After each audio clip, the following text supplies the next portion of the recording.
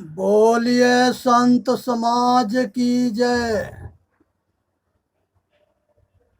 पूजनीय संत समाज, देवी और देवता, भाई एवं बहन, सुने समझे और विचार करे। ये मर जीवायामृत पीवा, क्यों दासी मरसी पताल। गुरु की दया साधु के संगत, निकल आवहि द्वार। केतक बिंद हलफ हो गए, केते गए बिगोय। एक बूंद के कारण मानुष काहे के रोय। आग जो लगी समुद्र में, टूट टूट खसे झोल। रोवे कबीरा डाफिया, मुरहीरा जरे अमोल। छव दर्शन में जो परवाना, तास नाम बनवारी। कहीं कबीर सब खलक से आना, इनमें हम ही अनाड़ी। साचे श्राप न लागे, साचे काल न खाए। साच ही साचा जो चले, ताको काह न साय। पूरा साहेब से ये सब विधि पूरा होय। ओछी से नेह लगाई के, मलहु आवे खोय। जाहु वैद घर अपना, यही बात न पूछे कोई। जिन यह भार लदाइया, निर्वाहेगा सोय। औरन के सिखलावते, मोहरे पड़ गई रेत। राम बिरानी राखिया, खैनी घर के खेत।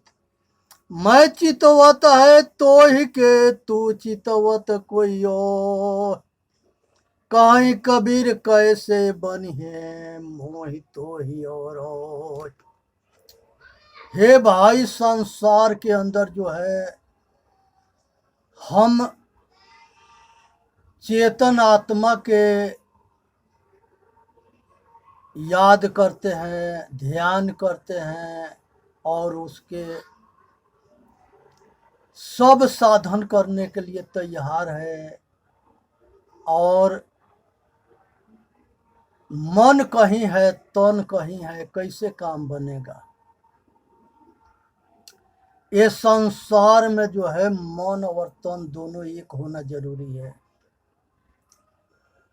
यहाँ पर जो है, अंतकरण में अपने हृदय के अंदर जो है,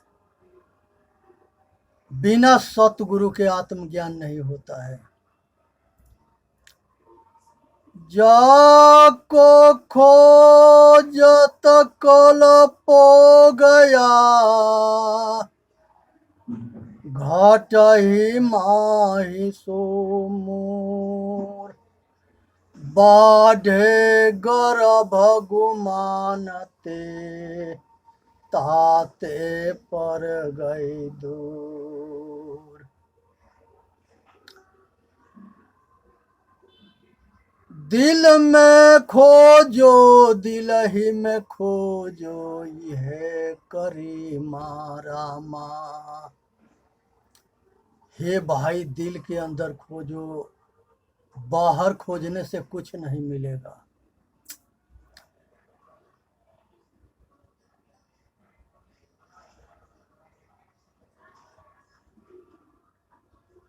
बाढ़े गर्भ गुमानते, रह गए दूर। जीव मत मारो बापुरा, सबका एक प्राण। हत्या कबहु न छूटी है, कोटि न सुनो पुराण। जीव घात न कीजिए, बहुरी लेत वे कान। तीरथ गए न बाँची है, कोटि न हृदय दान। आत्मयनुभव सो सुप्रकाशु, बड़े भाग उर आवहु जासु।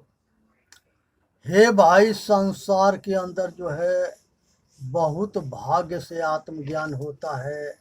आज जानने की या समझने की जरूरत है, इसे विचार करो।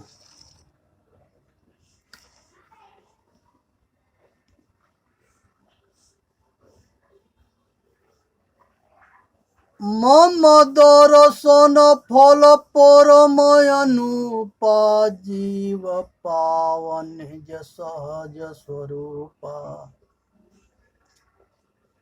हे भाई, भगवान राम सेवरी के समझाते हुए कहते हैं कि हमारे जैसे महापुरुषों के दर्शन के फल यही होता है कि आत्मज्ञान हो जाता है, आत्मबल होता है। और ये चेतन आत्मा जो है ये संसार के आवागमन से छूट जाता है। ना कहू के सुख दुख दाता, निज कृत कर्म भोग सुन भ्राता। संसार के अंदर मनुष्य अपने कर्म फल जब सामने आता है उसी को विधाता कहते हैं, और उसी नियम को समझना है। आदमी अच्छा बुरा कर्म होता है तो अच्छा के बदला में सुख और बुरे के बदला में दुख, ये दोनों कर्म फल आते हैं। इसलिए विचार करके इसे बचनी है और अपना कल्याण करना है। अयात्म ब्रह्म है, आत्मा ब्रह्म है, पर ज्ञानम ब्रह्म है, एक दूसरे के ज्ञान करने वाला ब्रह्म है। तत्वमसि वह तू ही है, अहम ब्रह्मास्मि वह मैं हूं।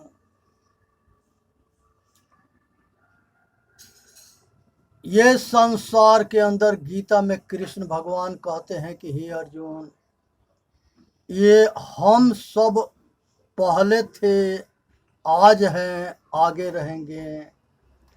हम तीनों काल में हम लोग रहते हैं। जैसे हम कपड़ा बदलते हैं वैसे चेतन आत्मा शरीर बदलता है। ये इसको ठीक से समझनी है, जाननी है, विचार करनी है। ये चेतन आत्मा को पृथ्वी सड़ा नहीं सकती है, जल डुबा नहीं सकता है, अग्नि जला नहीं सकती है, वायु उधिया नहीं सकता है, और संसार के अस्त्र शस्त्र अणु बम, परमाणु बम, दुनिया के कोई हथियार इसको मार नहीं सकता। ये शरीर के जो है विनाश होता है और ये दूसरा शरीर धारण कर लेता है। इसको ठीक से समझनी है, अब विचार करनी है। जियो और जीने दो। ये जो है मरने वाला में चेतन आत्मा है, आज जो मारता है उसमें भी चेतन आत्मा है। तो जो मारता है और जो मारता है एक दिन मरेगा, जो दुख देता है एक दिन दुखी होगा। दुख के बदला जरूर भोगना है। चाहे दुख किसी के दो तो दुखी होगे, और सुख दोगे तो सुखी होगे। यही मनुष्य के कर्म जो है सुख दुख की खेती है। चाहे सुख के खेती कर लो, चाहे दुख के खेती कर लो, जैसा करोगे वैसे भरोगे। दुनिया के अंदर कोई नहीं बचा सकता है। इसलिए विचार करनी है और अपना कल्याण करना है। इसी में मानव जाति के हित है। ये संसार के अंदर जो है ये चेतन आत्मा जो है ये अनादि पुरुष है और यही परमात्मा है, यही खुदा है, यही गॉड है और यही सब कुछ है। संसार के अंदर ये चेतन आत्मा जब शरीर में आता है तो ये श्वास चलता है, और चेतन आत्मा जाता है तो ये शरीर मुर्दा होता है, जड़ हो जाता है। इसलिए जड़ और चेतन को जानना जरूरी है। जड़ात्मक सृष्टि पंच महाभूत के सृष्टि है। पृथ्वी, जल, अग्नि, वायु, आकाश, ये जितने संसार है जो बाहर दिखाई दे रहा है, ये सब जड़ है। और जो ये घट घट वासी ये जड़ात्मक सृष्टि है, चेतनात्मक सृष्टि में अंडज, पिंडज और उखमज, ये तीन गो भोग भूमि है। और चौथा जो है मनुष्य जोनि, ये मनुष्य के कर्म भूमि है। संसार में जितना देवी देवता हुए, सभी देवी देवता अपना कर्म करके अपना इतिहास रचे। आज उनके अच्छे कर्म था, समाज कल्याण में, लोक कल्याण में कर्म था, इसीलिए ये दुनिया जो है उनके फोटो के और उनके कीर्ति के याद रखती है और पूजा करती है। आज भी जो लोग अच्छे अपना इतिहास लिख रहे हैं वो आगे याद रखे जाएंगे। तो अब हर आदमी हर मनुष्य के ऊपर है कि अपना इतिहास जो है याद रखने लायक बनाता है, आकि अपना इतिहास को नरक में बदलने वाला बनाता है। इसलिए संसार के सभी महापुरुषों के यही कर्तव्य बनता है कि अपना कल्याण उज्जवल बनावे और अपना कल्याण करे। इसी में मानव जाति के हित है। एक कहानी है, अंधा नगरी चौपट राजा, टका शेर भाजी टका शेर खाजा। एक अंधा नगरी था और चौपट राजा था, और 1 टका के जो है भाजी सब साग था, और 1 टका के मिठाई, पेड़ा, बर्फी और रसगुल्ला था। एक जो है गुरुजी अपने 2 शिष्य के लेकर के अब उसी राज्य में चले गए, और वहाँ पर दोनों शिष्य देखे कि यहाँ पर तो जब साग भी उसी रेट के है और रसगुल्ला, पेड़ा भी उसी रेट के है, तो वो सब यहाँ जो है कहे कि गुरुजी हम लोग यहीं रहेंगे, और वहीं खाने पीने में रह गए और वहाँ जो है भोग में लग गए। और उसके बाद से जो राजा था उसके राज में एक चोर था और एक चोरनी थी। और चोर जो है चोरी करने सेठ के घर में जाता है, और वहाँ दीवार टूट के गिरता है और उसी में चोर दब के मरता है।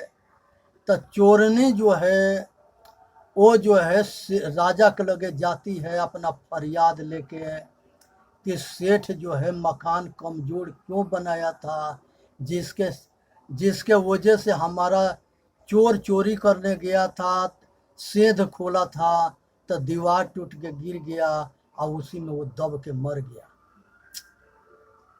अब जो है सेठ कहा कि वो जो है सेठ के जो है राजा बुलवाया, अब पूछा कि तुमने जो है मकान अपना कमज़ोर क्यों बनाया था, जिसके चोरनी के चोर चोरी करने गया था और वो चोरी नहीं कर पाया, तुम्हारा दीवार सेंध खोदते में तुम्हारा दीवार टूट के गिरा, दब के वो मर गया, इसलिए तुम जो है गुनहगार है, तुम्हारा फांसी होगा।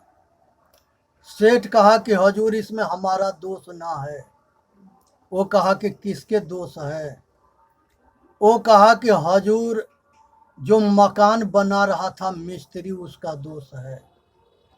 उसने सिपाही को भेजा, कहा कि भाई जाके और मिस्त्री के बुला के ले आओ। मिस्त्री से पूछा कि तुम इसके मटेरियल जब सब अच्छे सेठ ने दिया था, तो इसके मटेरियल कैसे, इसके मकान कमज़ोर हो गया, जिससे चोर जो है दब के मर गया। मिस्त्री कहा कि हजूर इसमें हमारा दोष ना है।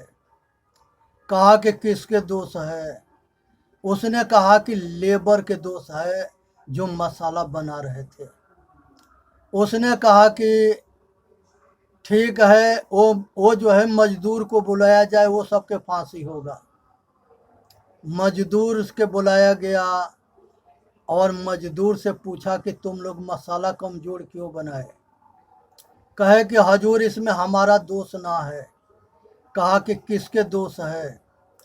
कहा कि हजूर आपके मंत्री के लड़की छत पर चढ़ी थी, उसी को हम लोग वो लड़की के देखने लग गए, इसलिए मसाला कमज़ोर हो गया और मकान कमज़ोर बन गया, इसलिए वो गिरा और चोर दब के मरा। कहा कि लड़की के बुलाओ, उसके फांसी डाल दी जाए। लड़की आई तो उसे राजा पूछा कि भाई तू छत के ऊपर क्यों गई थी? कहे कि हजूर इसमें हमारा दोष ना है। कहे कि किसके दोष है? कहा कि हजूर बदशाह के दोष है। वो बदशाह जा रहा था और उसी के जो है हम देखने के लिए छत पर चढ़ी थी। न बदशाह जाता न हम देखने चढ़ती। उसने अपने सिपाही से कहा कि हाँ बदशाह दोषी है, तुम सब जाओ और बदशाह के ढूंढ के लिए आओ। वो बदशाह खुद वही राजा था, तो वो दूसरा बादशाह कहाँ से मिले? अब वहाँ पर जो है मंत्री कहा कि राजा, जब सिपाही गया कहे कि बादशाह नहीं मिल रहा है, तो वो जो है मंत्री कहा कि महाराज अगर 2 संत मिल जाएंगे तो उनके अगर फांसी हो जाएगा तो बादशाह के फांसी हो जाएगा।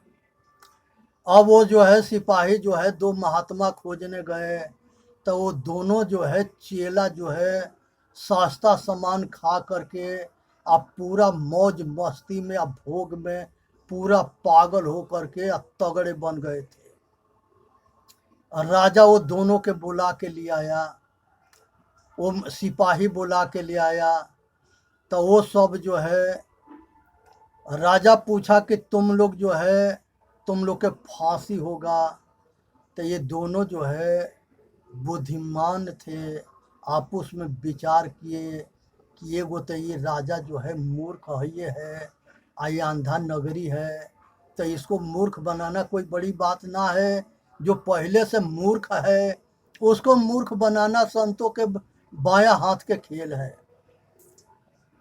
वो दोनों आपस में राय किए कि हम दोनों एक संगे तो 2 आदमी के फांसी होगा नहीं, हम दोनों आपस में लड़ जाएंगे फांसी के लिए। वो पूछेगा कि क्यों लड़ रहे हो फांसी के लिए, तो कह देंगे कि अभी ऐसा मुहूर्त है कि इस समय जो फांसी लेगा वो वही बादशाह बनेगा, और दूसरे नंबर पर जो फांसी लेगा वो मंत्री बनेगा, और तीसरे नंबर पर जो फांसी लेगा उसके प्रजा बनेगा। अब वो दोनों आपस में फांसी लेने के लिए लड़ना शुरू कर दिए। और राजा वो जो है मूर्ख जो है भ्रमित हो गया, और वो दोनों से पूछा कि मौत से दुनिया डरती है और तुम लोग मौत के लिए क्यों इतना परेशान हो गए? कहे कि हजूर अब भी ऐसा मुहूर्त चल रहा है कि अब वही जो फांसी ले लेगा वो जो है बादशाह बनेगा, और दूसरे नंबर में जो फांसी लेगा वो मंत्री बनेगा, और तीसरे नंबर में जो फांसी लेगा वो उसके प्रजा बनेगा। उसने राजा कहा कि तुम दोनों के जो है सिपाही से कहा कि दोनों को पकड़ के अलग करो, आप पहले हमारा फांसी दो, हमको बादशाह बनना है। राजा के फांसी हो गया तो मंत्री कहा कि अब हमके भी फांसी दे दो कि हम भी मंत्री बनेंगे। उसे मंत्री के फांसी हो गया। फिर वहाँ के जितने प्रजा थे वो सारे कहे कि अब हमके फांसी डाल दो। वो पूरा अंधा नगरी के टोटल जो है जनता के फांसी हो गया। और ये दोनों जो है निछाक बच गए, और ये जितने अंधे थे सारे मर गए। अब इस कहानी के मतलब है कि जो राजा था, जो सेठ था, ये चेतन आत्मा है, और जो मकान था ये शरीर है, और जो चोरी करने गया था वो काम क्रोध मद लोभ अहंकार है, ये शरीर के सतगुण के चोरी करने आया था।